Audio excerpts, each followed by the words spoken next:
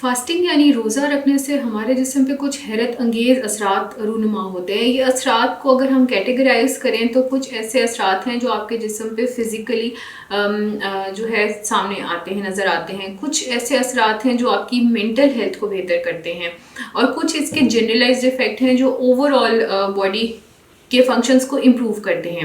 अब अगर हम इसके फिजिकल बेनिफिट्स की बात करें या benefits of fasting on physical health की बात करें तो इसका जो सबसे इम्पॉर्टेंट और नुमायाँ असर है वो है वेट लॉस, जिसके लिए हम असल में फास्टिंग करते हैं। बहुत सारे लोग हैं जिन्होंने फास्टिंग को as a life style adapt किया हुआ है।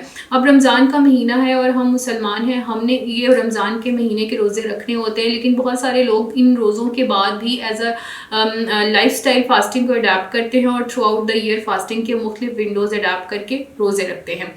अब जब वेट लॉस की बात करते हैं तो आपका वेट लॉस फास्टिंग में किस तरह से होता है कि जो आपके फैट सेल्स हैं वो श्रिंक हो जाते हैं, उनका साइज़ कम हो जाता है और आहिस्ता आहिस्ता आपके जिस्म के साइज़ में कमी आना शुरू हो जाती है।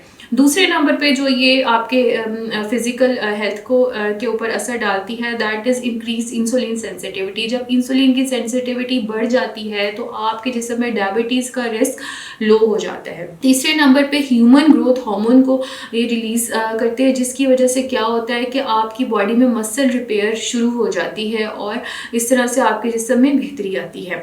चौथे नंबर पे ऑटोफेजी एक प्रोसेस है जिसमें आपकी बॉडी सेल्फ ईटिंग करती है। सेल्फ ईटिंग किस तरह करती है, आपकी बॉडी में कुछ ऐसे सेल्स हैं जो आपकी बॉडी में डेड सेल्स और प्रोटीन्स जो डेड होते हैं उनको ईट आउट कर जाते हैं और इस तरह से आपका जो ऑटोफेजी का प्रोसेस है ये चलता रहता है और ये आपके जिस्म में बहुत नुमायाँ और हैरत अंगेज़ असरात लेकर आता है।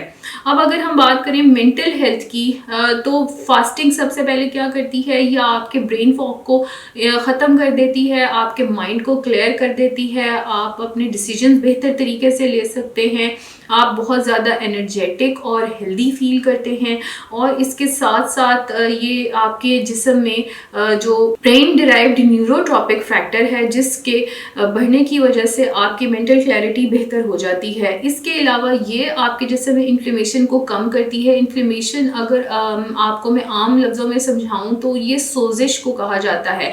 ऐसे तमाम लोग जो आर्थराइटिस के मरीज़ हैं या अल्जाइमर्स के मरीज़ हैं उनको अगर फास्टिंग करवाई जाए यानी उनको अगर रोज़ा रखवाया जाए तो उनके जो असरात हैं इन बीमारियों के वो जिस्म पे कम हो जाते हैं। और फास्टिंग से ऐसे तमाम लोग जो एट रिस्क हैं, आर्थराइटिस के पेशेंट्स और अल्जाइमर्स के पेशेंट्स, उनमें भी नुमायाँ कमी आती है। इसके अलावा ये आपकी सेल्फ अवेयरनेस और विल पावर को इम्प्रूव करती है, यानी आपकी जो आपके जिस्म में आपके इमोशंस को ये रेगुलेट करता है। आप इमोशनली जो है वो स्टेबल रहते हैं और आप अपनी डिसीजन मेकिंग को पहले से बेहतर फील करते हैं। तो ये इसके आपके मेंटल हेल्थ के ऊपर असरात हैं। तीसरे जो इसका असर है वो जनरलाइज्ड है, वो जनरल बॉडी के ऊपर है। उसमें सबसे मोस्ट इम्पॉर्टेंट ये है कि ये आपके मुदाफ़ती निज़ाम को बेहतर करता है और इसमें आपके जब जिस्म के बाहर से कोई वायरस आ रहा है, कोई बैक्टीरिया आ रहा है, कोई बीमारी है जो आपके जिस्म पे अटैक कर रही है, तो फास्टिंग आपके जिस्म को इतना स्ट्रॉन्ग बना देती है कि आपका जो मुदाफ़ती निज़ाम है वो उन बीमारियों से लड़ने की भरपूर तरीके से सलाहियत रखता है। इसके अलावा आपकी जिस्म में ये इन्फ्लेमेशन को कम करती है, सोजिश को कम करती है, मुख्तलिफ ऑर्गन्स में कम करती है और मुख्तलिफ तरीके से स्किन में आपकी इन्फ्लेमेशन को कम करती है। इसके अलावा मुख्तलिफ स्टडीज़ की गई हैं जिनके बाद ये सामने आया है कि जो लोग रोज़े रखते हैं उनकी उम्र जो है वो उन लोगों से ज़्यादा है जो रोज़े नहीं रख पाते। तो ये आपकी जो ज़िंदगी के साल हैं ये भी हैरत अंगेज़ तरीके से बढ़ते जाते हैं अगर आप फास्टिंग की आपके जिस्म को आदत पड़ जाए।